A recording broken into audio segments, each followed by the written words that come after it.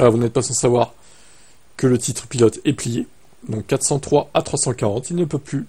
Lando Norris, même s'il mourrait maintenant en Verstappen où il a été gravement blessé, qu'il ne pourrait plus participer à la saison, et que Norris, du coup, ne pouvait gagner toutes les courses qui restent, ça ferait que 60 points, et il manquerait 3 points.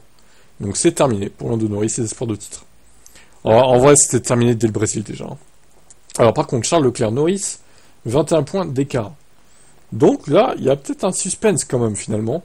Et je me dis que ce qui s'est passé entre Sainz et Leclerc à Las Vegas, ça va peut-être lui coûter la deuxième place au championnat pilote. Mais bon, ça, Sainz, il s'en fout un peu, pour être honnête. Lui, ce qu'il cherche, c'est accumuler les podiums jusqu'à ce qu'il parte chez Williams. Donc à voir ce qui va se passer. D'ailleurs, Sainz qui rattrape Piastri. Piastri qui fait une mauvaise fin de saison quand même.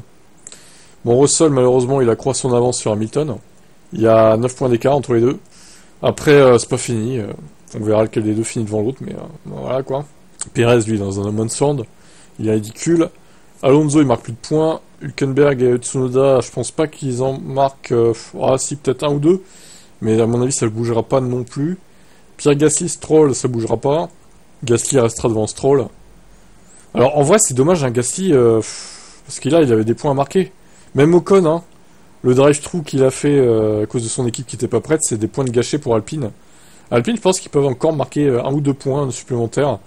Maintenant, on va le voir avec le constructeur. Bon, on va le voir tout de suite d'ailleurs, parce que le reste, on s'en fout un peu des pilotes. Joe, il a pas marqué de points, c'est dommage. Honnêtement, il aurait pu. Mais si la strat a été bonne chez Kik, ça aurait été mieux. Alors, constructeur, c'est quand même plus serré. Ferrari revient à 24 points de McLaren. Donc là, attention, il y a match. Red Bull, ils sont loin. Je pense pas qu'ils joueront le titre. Il faudrait vraiment que Perez se réveille dans les 2 dernières, mais ce qui est impossible, pour être honnête. Mercedes.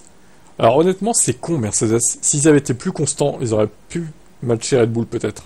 Mais là, il y a trop de retard. Aston Martin, 5e dans un Mansland. Alors, As, Alpine et Vecar, c'est très serré pour la P6.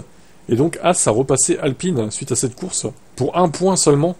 Et Vecar est à 4 points du 6e aussi. Donc là, ça va être très serré. Bon, Williams et Kick-Sauber, ça n'a aucun intérêt. Ils resteront à leur place. Voilà, mais écoutez, j'ai hâte de savoir pour le championnat constructeur. C'est le seul enjeu qui reste dans cette saison. On verra ce que ça donne. Vous pensez que qui va gagner le championnat constructeur? Moi, je mise quand même sur McLaren. Ils vont se ressaisir. Las Vegas, c'était un peu compliqué, mais je pense qu'ils vont se ressaisir. Ils ont quand même une marge conséquente, donc à voir.